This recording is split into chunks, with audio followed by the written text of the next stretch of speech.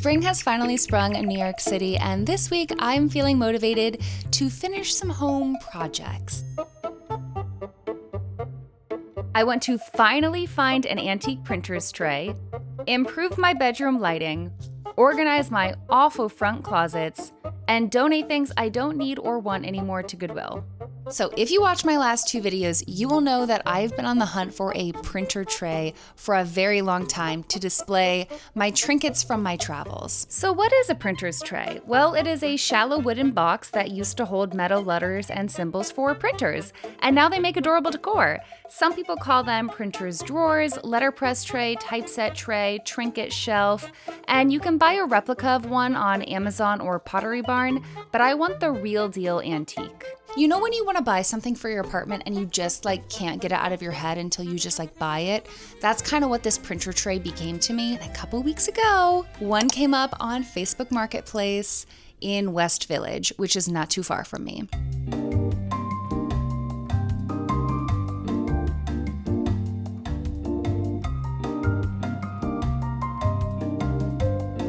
She's perfect and she's big. She is a big girl. I have a lot of trinkets to buy. I don't know if this will be the permanent home for the printer tray, but I think this is a good spot for now. This salt and pepper shaker is from my Madrid video when I was upgraded to business class. My mom made me this. She colored this white cat to look like my late cat Pepe. And if I talk about him, I'm gonna cry. You may recognize this from my Austin video that I just posted. If you watch my Mexico City video, you might recognize these. I got a little Dos Equis and a Coca-Cola. These are little Burberry perfume bottles. My best friend Celine, you also met her in the Mexico City video. She got me these for Christmas one year. So I need to buy a ton more trinkets, is what we're seeing. So we can check that off my list. One of the most annoying things about this room is it doesn't have overhead lighting. A few months ago, I remembered that we have these light bulbs on cords from 2 apartments ago.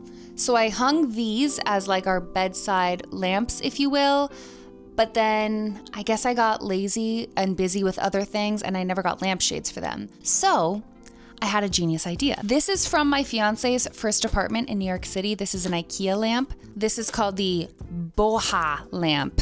Boha. It's a really beautiful lamp. The lampshade is actually handmade, and we don't use this lamp very often. So I was like, what if I just use the shade for the lampshade for our bedroom? The problem is we only have one. I really wanted one from Facebook Marketplace. I was like, it's an IKEA lamp. Surely there'll be dozens being sold, but there were not. So I had to turn to Poshmark, and today it finally arrived. So this will be the moment of truth if it matches the other one. I mean, it should, right? She wrapped it so nicely. It is quite a lot lighter than this one. I don't know if you can tell on camera, but this is several shades darker. But even though they don't match, I don't think when they're hanging on either side of the bed, I'm really gonna notice. I'm gonna keep these just in case I ever decide that I do want them to be the lamp as it came. And I also think there's definitely a DIY possibility with these. TBD on these.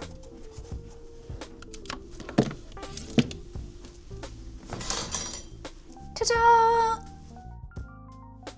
Ta-da! I love them. The light is so much warmer with the lampshades on. Now you might be wondering what the heck's going on with my headboard, and I will tell you. We got a cat about 6 months ago. She's the love of our lives, but she's been scratching the headboard to get us up in the morning. I want to reupholster this whole bed one day. I don't know how. I probably need a staple gun and figure out what kind of fabric is cat resistant. We're not gonna do that today. That's a future problem. But anyways, I put the sheet on because I thought it would make it less satisfying to scratch, and she still scratches it. So I think we should just get rid of the sheet. I think that's a lot better. Okay, now the fun projects are over and we need to go organize my 2 closets and donate things to Goodwill. I have 2 very large closets. I'm very grateful for them, and I don't think I've made the best use of space for them. And I say that because I can never find my shoes. My shoes are laying in a heaping pile, and when I'm running out the door, I can never find the matching shoe. It is infuriating. I had been dreading organizing these closets for, I don't know, 10 months, and it took me a total of 10 minutes. I didn't even buy anything. All I did was I traded where the plastic bins and the shoes are because I realized that the plastic bins don't need to be on the shelves. They can just stack on top of each other where the shoes are. So a little rearranging, bada bing, bada boom. It makes a big difference actually being able to see my shoes. When it comes to spring cleaning and refreshing your apartment, the most important step, and the one that I think is the most difficult for a lot of people, is donating your things to a thrift store or just throwing them away. We hang on to so many things that we don't want or need anymore, and it really just clutters our space, and it's hard to really be able to appreciate the things that you actually do want. Most of my things are already from the thrift store, so I don't find it as difficult to donate those back to the thrift store. What I find really difficult is gifts. So what I do sometimes is I take a picture, I say something out loud like, "Thank you for this gift," and then I let it go. Living in New York City or living in any sort of apartment, there's just not space to hold on to things for years and years and years that you don't actually use.